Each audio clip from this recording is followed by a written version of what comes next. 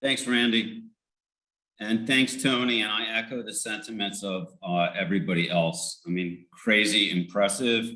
And in particular, I think your active listening skills are completely off the charts, because when I was listening to Cindy's energy and enthusiasm, which we probably all shared, but don't have the gift of like just being fire, you tracked exactly with every single question that she asked, sometimes in rapid fire succession.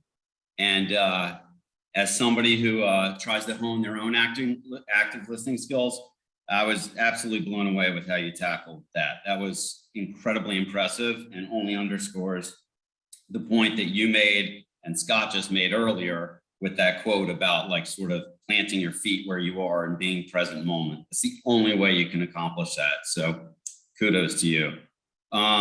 Question more specifically, just about as I was looking at your background, sort of the red thread with journalism, and then some of, your efforts in production and news and so forth. And then right from the start, you came out of the gates with just a sensational story, albeit emotional, about the smoking. And as somebody who is a great admirer of good storytelling and actually trying to better myself in that department as well in all areas of life, is there anything you can share with us, just high level, just one or two? What are the elements that make the great story, for you?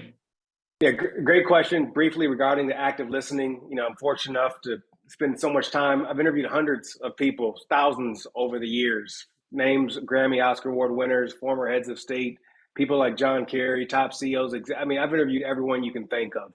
What I learned as a journalist is that sometimes you only have a minute to make connection, to create some type of bond with that person, to earn their trust. Active listening is one of the ways that you can best do that. I want to be just transparent with you. I have great active listening skills, great connection skills with people, due to, frankly, a kind of a crazy upbringing, a bit unstable. I shared a bit in the book, but that led to me becoming very, very shy. And some shy people hide in corners. Other shy people actually run up to you and they learn all about you. So from a young age, I learned how to connect with people, so the attention wasn't on me.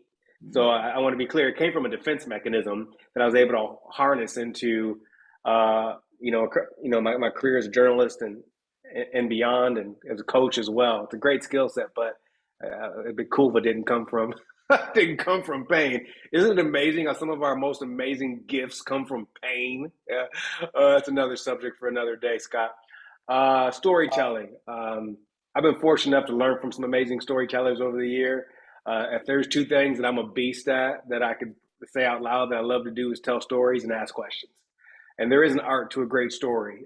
First and foremost, I learned this in television, because sometimes I was on live TV, whether it's NBC or PBS, a news hour, 30 seconds, 60 seconds, 90 seconds. And people think that's not a lot of time, but you can tell you can get a lot of information across in a short amount of time if you know what you're doing. First and foremost, something I would share, Doug, is have a clear beginning, middle, and end to a story. Very rarely do people have a clear beginning, middle, and end. Again, know where you are going with your story. Best advice I got when I was doing live TV, after one of my news directors told me one of my live hits sucked, was he said, "Do you know where you were going?" He's like, "Do you even know where you were going for that minute?" I was like, "No." He's like, "Exactly. Know where your destination is." So going back to something I mentioned earlier, it's like driving a car. If you know where you're going, the end place, even if you get off on an exit you didn't anticipate, you know where you're going, you can get back on. So beginning, middle, end. I'll tell you something that very rarely does a chronological story go well.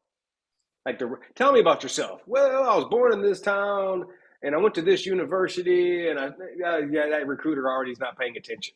You got to, if you ever see me deliver a keynote, I learned this from Simon Sinek when we were sharing a stage once. He hits the stage. Simon Sinek isn't wasting time saying, "Thank you, everyone. It's an honor to be here. What a beautiful venue." He, bam, hits you right in the face with a story. When I jump on a stage, I'm not wasting time. I'm hitting you with a story that's compelling, getting you to lean forward right away. So very rarely is the chronological story the way in. A great device when it comes to journalism. If you read newspaper articles or magazine articles, let's say it's about the unemployment rate increasing, just an example.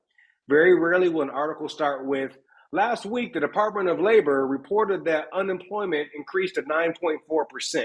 You never hear that. That's boring. I'm going to go to sleep. What do you hear?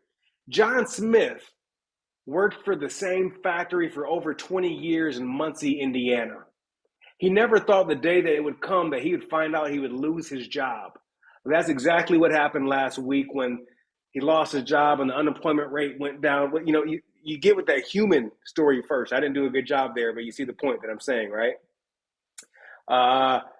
Last thing I'll say, I could tell you so much now. If you DM me on Instagram or LinkedIn, I'll think some books that are great on this. Is I learned this when I was in grad school at Columbia.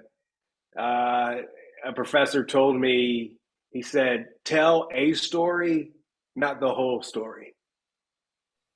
And that changed the game for me with my story, with my storytelling on stages. Like, my wife will say things, well, you left a lot out, or 100% I did, because I needed to keep these folks locked in and keep it compelling. Tell a story, not the whole story, and also have some fun. Right? Like, you got to enjoy yourself. I've learned a long time ago that if I'm not having fun on a stage, if I'm not having fun in the audience, they're not having fun either. So I hope, if DM me on LinkedIn, I probably got on my bookshelf over here, probably a few books that you would really, really enjoy.